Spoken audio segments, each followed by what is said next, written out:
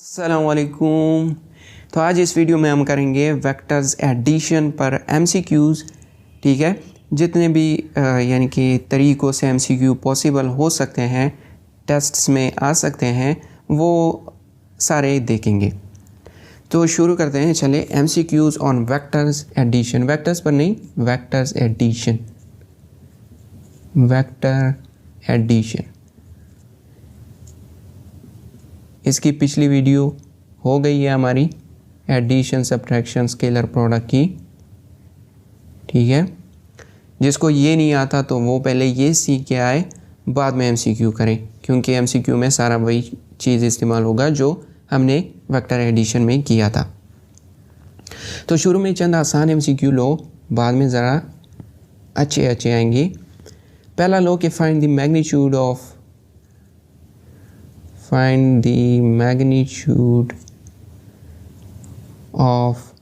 A vector.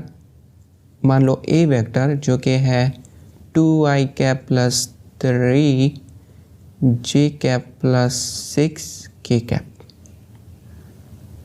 ठीक है, इसको फाइंड कर दो। ऑप्शन ए 5, बी 7, सी 9 और डी 11। आसान है, जल्दी से करो। ठीक है, सो ये है आसान। जिसको ये मालूम है कि वेक्टर का मैग्नीट्यूड अगर वेक्टर स्पेस में तो मैग्नीट्यूड हमने कैसे फाइंड करना है, वो आराम से इसको कर पाएगा। ये चूँकि एक वेक्टर है जो कि स्पेस में है, इसका मैग्नीट्यूड क्या होगा? इसके हर एक कंपोनेंट का स्क्वायर और फिर रूट, यानी कि 2 square plus 3 square plus 6 square और इनका रूट। यहाँ से क्या आएगा? 2 स्क्वायर 4 प्लस 3 स्क्वायर 9 प्लस 36, ये मिलके 49 बनाएगा, यानी कि रिज़ल्ट हमारा 7 आया। सो 20 दी करेक्ट ऑप्शन। ये तो आसान था। सेकंड देखो, इफ़ टू वेक्टर्स यानी कि if A and B vectors are parallel, then which is the correct option? Which one is the correct option? A option, A vector over A vector का magnitude is equals to B vector. Number B, A vector over A vector का magnitude is equals to B vector over B vector का magnitude C।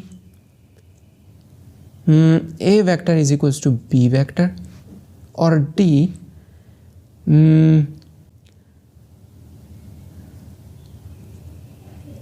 A vector over A vector का magnitude is not equals to B vector over B vector का magnitude. बहुत ही आसान है। ठीक है, कर लिया होगा।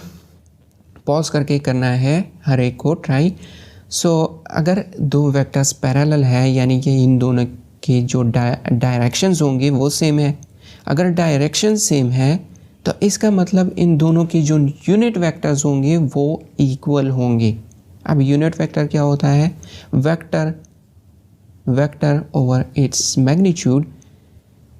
ए का यूनिट वेक्टर ये होगा और बी का यूनिट वेक्टर ये होगा, यानी कि ये दो यूनिट वेक्टर्स इक्वल हैं, क्योंकि दोनों वेक्टर्स हमारे पैरेलल है, यानी कि same direction. So B is the correct option. तीसरा, मान लो दो वेक्टर्स दिए हैं हमें। if A is equals to 2i cap plus 3j cap and B is equals to 4j cap plus 5k cap, आसान है। then find A plus B। ठीक है, यह क्वेश्चन मार्क है और यहाँ पे ऑप्शन लो 7i cap plus 7j cap. B option लो 2i cap plus 7j cap plus 5k cap. C option लो 7j cap plus 7k cap और डी ऑप्शन 8j कैप। आसान है, जिसको एडिशन बाय कंपोनेंट्स आता है वो कर लेगा। सो अगर एडिशन करनी हो तो कंपोनेंट्स, तब हम क्या करते हैं कि हर एक कंपोनेंट को, यानी कि हर एक कंपोनेंट को बी के करस्पॉन्डिंग कंपोनेंट के साथ ऐड कर दो। यानी कि 2 ऐड होगा यहाँ पे 0 के साथ, इसका ही क्या है 0। यहाँ पे आई जी के को ज़रूर देखना, ठीक है। अक्सर लोग बस इसको इस वाले के साथ, इसको इस वाले के साथ ऐड करके आ जाते हैं, ये या ये टिक कर लेंगे, जो कि गलत हो जाएगा। सो 2 + 0 इज़ 2, 3 + 4 7 और 0 + 5 5, यानी कि B C correct option.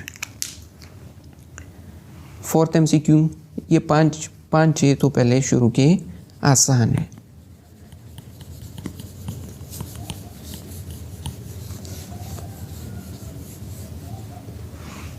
Fourth, if A vector का magnitude is equals to 4 units and B vector का magnitude is equals to 5 units, then which one can not be their possible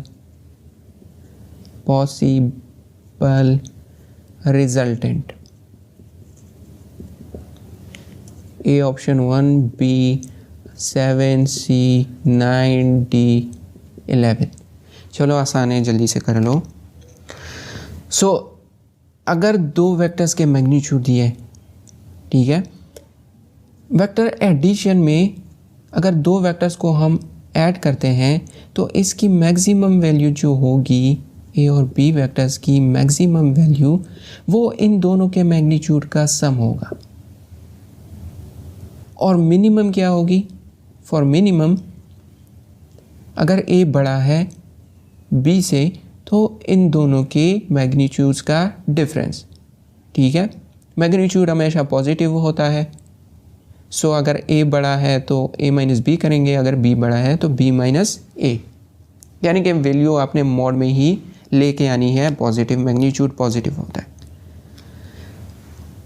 अच्छा, अगर 2 वेक्टर्स के magnitudes दिए हैं तो इसकी maximum value को पहले फाइंड करो, फिर मिनिमम को, और उसी रेंज में जो वैल्यू होगी वो उसका पॉसिबल रिजल्टेंट हो सकता है, यानी कि रिजल्टेंट का मैग्नीट्यूड। सो 5 + 4 इज़ 9, यानी कि ये इसकी मैक्सिमम वैल्यू, और 5 - 4 इज़ 1, यानी कि ये मिनिमम। इसके दरमियान जो वैल्यू होगी वो पॉसिबल है रिजल्टेंट उसका, लेकिन इससे आगे या पीछे जो होगी वो पॉसिबल नहीं है कि इसका रिजल्टेंट आए। सो 11 इज़ दी करेक्ट ऑप्शन, यानी कि 11 इन दोनों के इन 2 वेक्टर्स का सम नहीं हो सकता, इनके रिजल्टेंट का मैग्नीट्यूड नहीं हो सकता, ठीक है। 5th MCQ देखो कि if the resultant of 2 vectors या वेक्टर्स की मैग्नीट्यूड्स, ठीक है, वेक्टर्स की मैग्नीट्यूड्स, अब वेक्टर्स क्या है, अब 2 वेक्टर्स x एंड y, ठीक है, इज़, या मान लो यहाँ पे इसके बजाय थोड़ा सा और भी मुश्किल कर देता हूँ। इफ ऑफ 2 वेक्टर्स या 2 मैग्नीट्यूड्स, 2 मैग्नीट्यूड्स, वेक्टर्स की magnitude x + y and x - y is 2x² + y² का root, then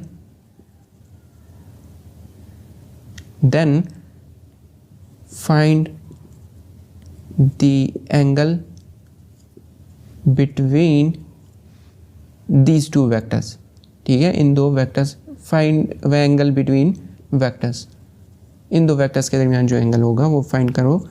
option A 45 degree, B 60 degree, C 90 और डी 180।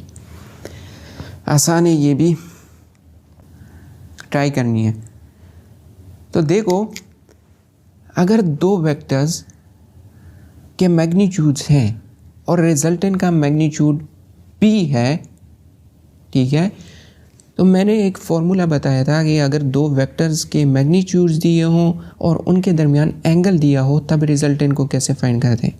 तो तब रिजल्टेंट को फाइंड करते हैं, अगर दो वेक्टर्स हैं a b, so a square plus b square plus 2ab cause of angle theta. Angle theta क्या है? इन दोनों के दरमियान एंगल, जो यहाँ पे पूछा गया है। अब रिजल्टेंट हमें दिया है, रिजल्टेंट क्या है?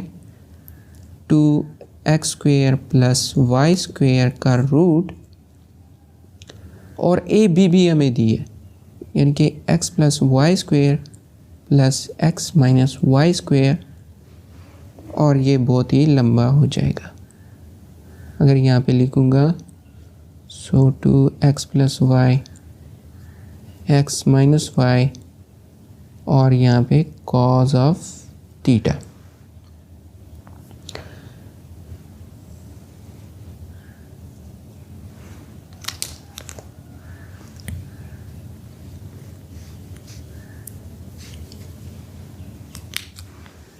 यहाँ से क्या आएगा? Left hand side 2 into x square plus y square का रूट, और राइट साइड से x प्लस वाई का होल स्क्वायर क्या आएगा?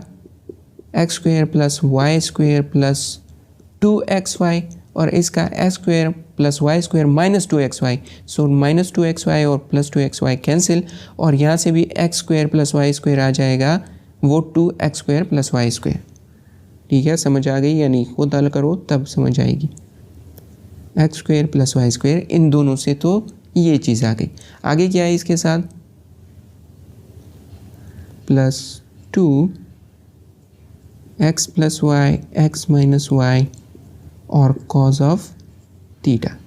अब ज़रा गौर से देखो, हमारा जो लेफ्ट हैंड साइड है वो ये है और ये बराबर है इस चीज़ की, और अगर ये दोनों साइड्स बराबर हैं, क्योंकि इक्वालिटी का साइन है, तो इसका मतलब कि ये वाला जो टर्म है रूट के अंदर ये ज़ीरो होगा, और ये ज़ीरो कैसे होगा?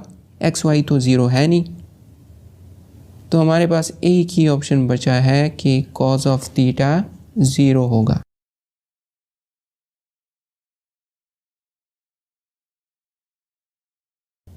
और theta is equals to cos inverse zero. अब कॉज ज़ीरो कब होता है? कॉज ऑफ थीटा ज़ीरो कब होता है? जब एंगल 90 हो। So C is the correct option. 6th MCQ 5 हो गए। अब ये 5वां थोड़ा सा अच्छा MCQ था और 6th भी अच्छा MCQ होगा। पहले 4 आसान थे। 6th MCQ कि अगर हमें दिया गया है if the force of static friction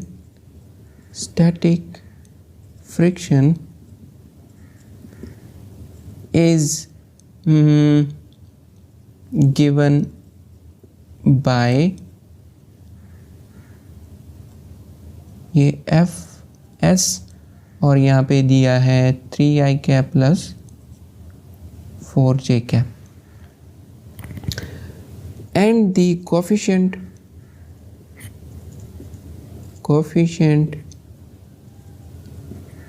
of static friction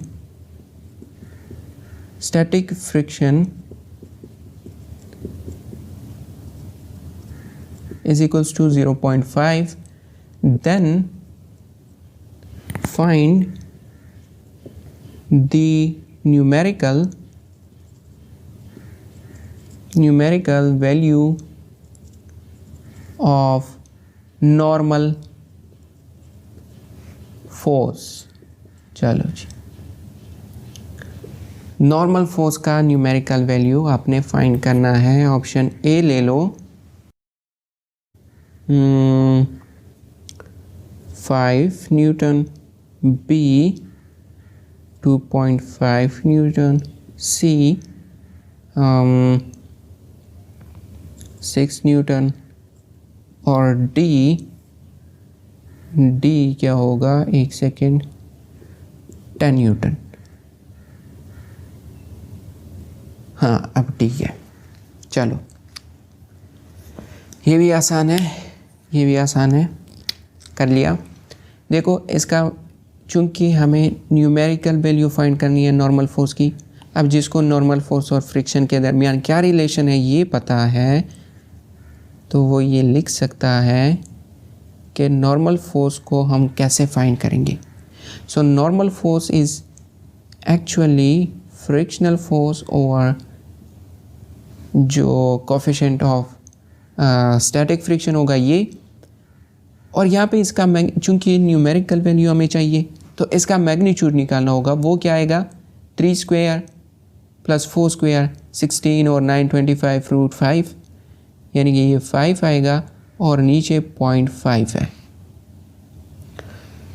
और यहाँ से ये 10, यानी कि D is the correct option. ठीक है, इसी पे एक दूसरा एमसीक्यू देखो, यही चीज़, बस सिर्फ यहाँ पे एक सेकेंड, थोड़ा सा इन ऑप्शंस को भी मिटाओ और यहाँ पे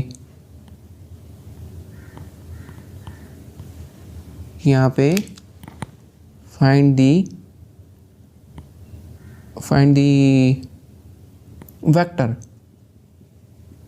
वेक्टर ऑफ नॉर्मल फोर्स। इसका क्या वैल्यू आएगा वो ज़रा फाइंड करके दो। ऑप्शन लो, 3i cap plus 4j cap, B option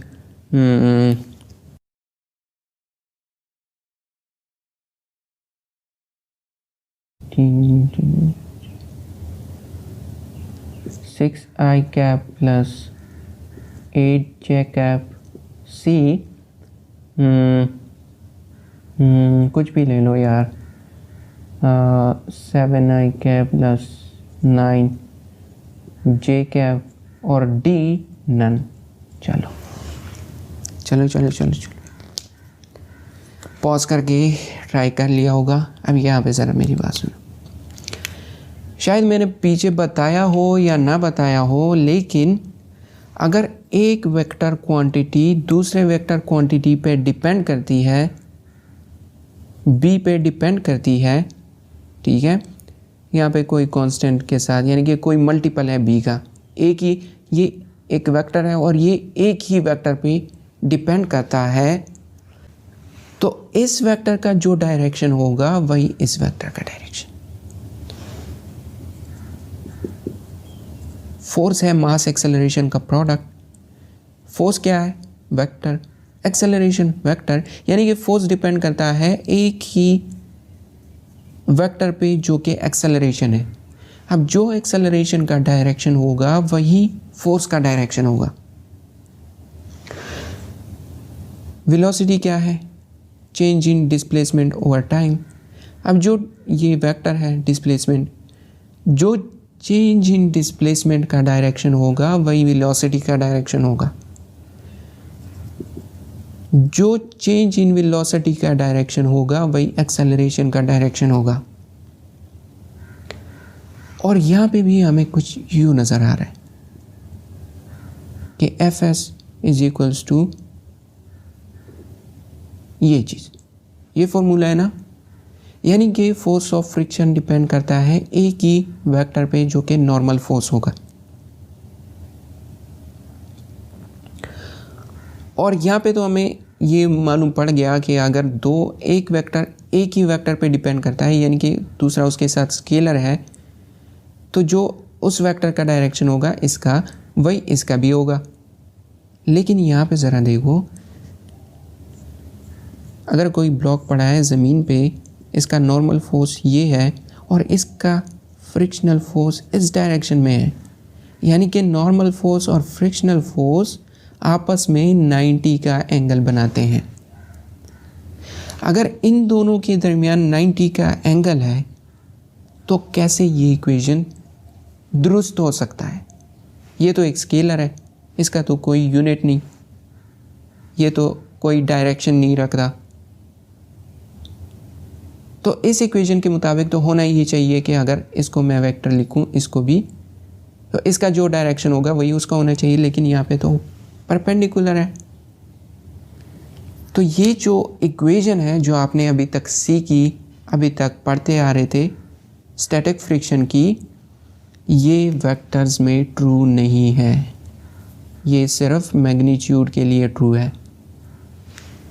तो यानी कि इस वाले सवाल का ये जवाब हो सकता है या नन, या वहाँ पे अगर नॉट पॉसिबल लिखा है ऑप्शन में तो नॉट पॉसिबल होगा, क्योंकि ये सिर्फ मैग्नीट्यूड, इनका डायरेक्शन सेम नहीं हो सकता, इनके वेक्टर्स सेम नहीं हो सकते, इनके मैग्नीट्यूड का आपस में रिलेशन है।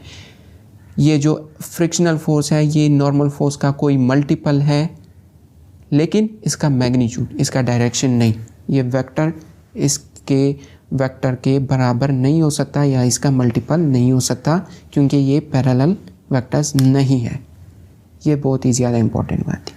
पेपर में ऐसे MCQ आते हैं, वहाँ पे बंदा समझता है कि न्यूमेरिकल दिया है बस हल करो और ऑप्शन लगा दो, इसका जो भी आंसर आता है इनमें ऑप्शन में दिया होता है, और वो गलत कर देता है। लेकिन पेपर में MCQ पूछते ही ऐसे हैं कि बंदे को पता ही नहीं चलता कि मैंने गलती कहाँ पे की। वो तो 100% श्योर होता है कि ये सवाल मैंने ठीक किया, लेकिन वो गलत होता है। 7th MCQ,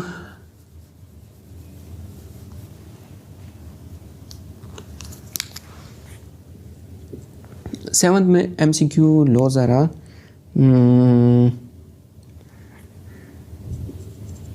द मिनिमम, इस तरह के सवाल भी बहुत आते हैं वेक्टर्स एडिशन से। The minimum number of non zero vectors to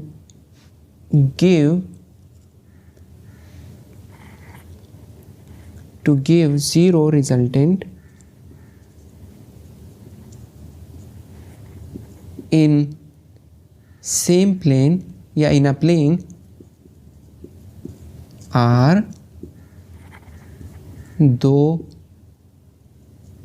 3, 4 और D नन ले लो।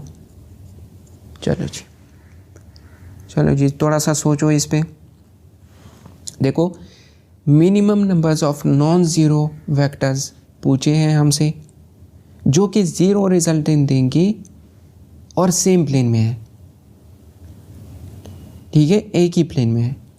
क्या ये 2 होंगे? ज़्यादातर लोगों ने ये ऑप्शन टिक किया होगा, लेकिन ये गलत है, ये 3 होंगे। कैसे? देखो अगर 2 नॉन ज़ीरो फैक्टर्स हैं, अब यहाँ पे आपने शायद 2 सेम मैग्नीट्यूड के मान लिए होंगे, आप यही समझते होंगे कि सेम मैग्नीट्यूड के भी तो हो सकते हैं, यानी कि 2 मिनिमम फिर 2 ही होंगे।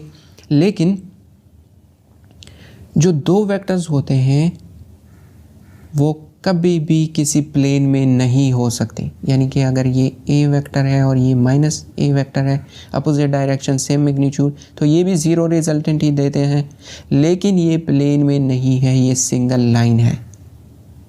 ये लीनियर कहलाएंगे, ये प्लेनर नहीं कहलाएंगे। को लीनियर है, को प्लेनर नहीं है। और किसी प्लेन में 3 वेक्टर्स हो सकते हैं, 2 वेक्टर्स अगर सेम डायरेक्शन में हो तो नहीं हो सकते, अगर डिफरेंट डायरेक्शन है तो हो सकते हैं, ठीक है, लेकिन अगर सेम डायरेक्शन में है तो ये एक लाइन पे कहलाएंगे, ये एक प्लेन पे नहीं। प्लेन क्या होता है? 2 डायमेंशनल, जैसे कि ये बोर्ड है, और लाइन स्ट्रेट। अब सेम डायरेक्शन है तो मतलब एक लाइन पे होंगी, और अगर डायरेक्शन डिफरेंट है तो तब प्लेन पे। और अगर इनका डायरेक्शन ही बदल दे तो इनका रिजल्टेंट कभी भी 0 नहीं आ सकता। और जो 3 वेक्टर्स की बात है कि ये क्यों फिर दुरुस्त है, तो एक प्लेन में 3 ही वेक्टर्स हो सकते हैं जो कि 0 रिजल्टेंट देंगे। अगर एक वेक्टर u है, दूसरा u है, तो इनका कोई सम आएगा, यानी कि रिजल्टेंट कुछ u। इसके अपोजिट एक दूसरा हम लगा देते हैं कि ये इस वाले के इफ़ेक्ट को कैंसिल कर देगा, यानी कि ये 3 वेक्टर्स हमारे पास 0 रिजल्टेंट दे रहे हैं और ये एक प्लेन में है। So 3 is the minimum value that can give 0 resultant if they are non zero vectors, और सेम प्लेन में भी है। ठीक है, इसी तरीके से एक 2 MCQ और लो।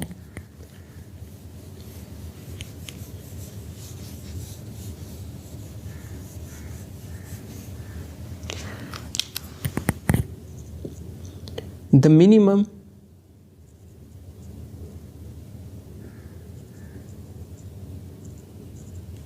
minimum number of vectors of different magnitude that can give 0 resultant। ठीक है, वही बात आगे कितने हो सकते हैं, और नॉन ज़ीरो भी हैं, 2, 3, 4, नन। डिफरेंट मैग्नीट्यूड के कितने हो सकते हैं मिनिमम जो कि 0 रिजल्टेंट दें, तो ये भी आसान है बिल्कुल, 3 होंगे ये भी। अगर अगर यहाँ पे प्लेन और लाइन की बात नहीं की, और अगर मैग्नीट्यूड डिफरेंट है, ठीक है, तो अगर एक वेक्टर u है, दूसरा u है, यानी कि सेम डायरेक्शन के, वो कभी एक दूसरे को कैंसिल नहीं कर पाएंगे क्योंकि मैग्नीट्यूड ही सेम नहीं। तो इनसे जो रिज़ल्ट आएगा वो कोई तीसरा वेक्टर हम उसकी जगह लगा देंगे जो कि इन दोनों के रिज़ल्ट को कैंसिल कर देगा, या उसी पहले वाले की तरह अगर ये 2 वेक्टर्स हैं, इसका रिज़ल्टेंट यहाँ पे कुछ u आ रहा है, ये वाला उसके रिज़ल्टेंट को कैंसिल कर देगा, ये उसको कैंसिल कर देगा, यानी कि ये वाले 3 जो वेक्टर्स हैं ये हमारे पास 0 रिजल्टेंट देंगे। मिनिमम कितने हो सकते हैं, 3। और द मिनिमम नंबर, अब ये अच्छा वाला MCQ, of vectors in different planes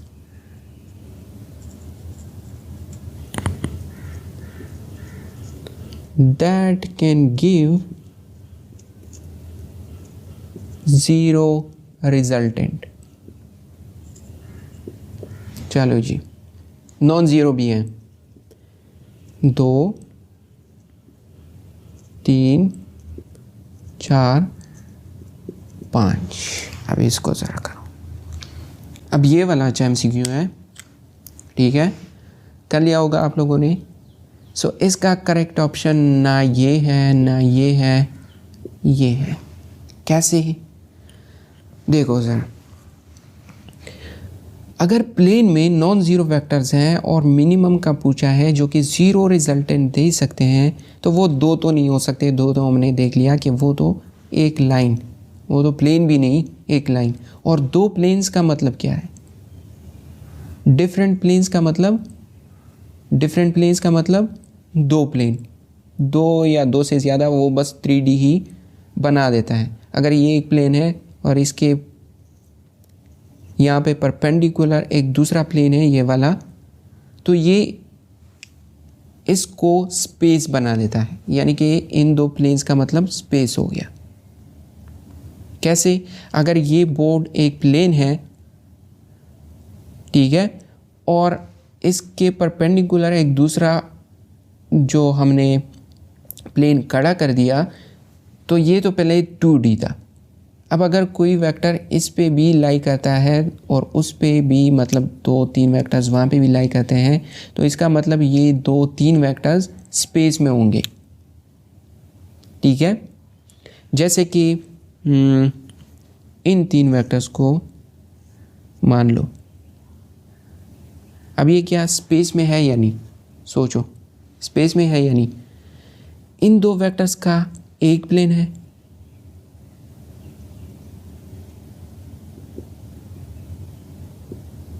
ये 2 वेक्टर्स इस प्लेन पे लाई करते हैं, और ये वाला जो वेक्टर है ये इस वाले प्लेन पे लाई करता है और इस वाले प्लेन पे भी लाई करता है, यानी कि इसके साथ जो प्लेन, मतलब ये डिफरेंट प्लेन्स हुए। और अगर एक से ज़्यादा प्लेन्स हैं तो उसका मतलब 3D है स्पेस। क्या स्पेस में 2 वेक्टर्स वो तो ठीक नहीं है, क्या 3 वेक्टर स्पेस में 0 रिजल्टेंट दे सकते हैं या नहीं।